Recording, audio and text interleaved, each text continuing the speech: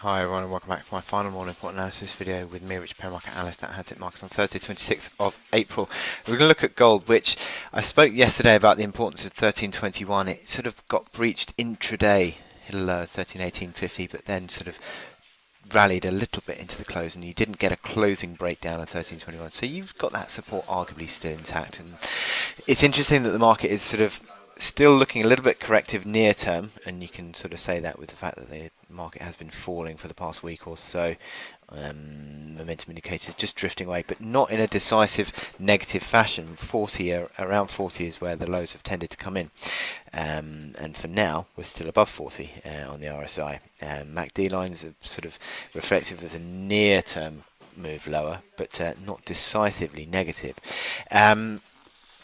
I think a close below 1321 opens that 1300 to 1310 big key support area of recent months, and pivot is that is a long-term pivot area as well. Spoken about that many times.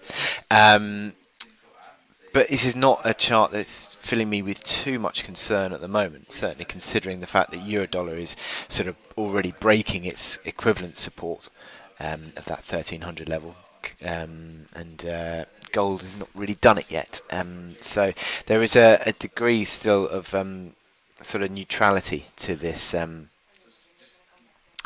range at the moment, and we are just sort of trading in the bottom part of the range. That is the case. I've sort of said in my daily morning report that sort of 1332, 1333 is basically bang in the middle of the range, and I suppose you could argue there is a bit of a pivot around that level, and the fact that we're trading underneath that sort of gives you a slight bear bias. Nothing decisive, but yeah, just a slight bear bias.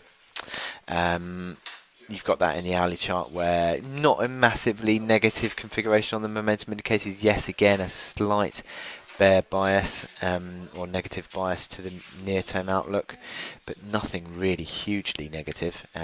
There is a sort of a tendency in the last few days to sell into strength, but yeah, as I said, it doesn't look like a really strongly negative chart at all.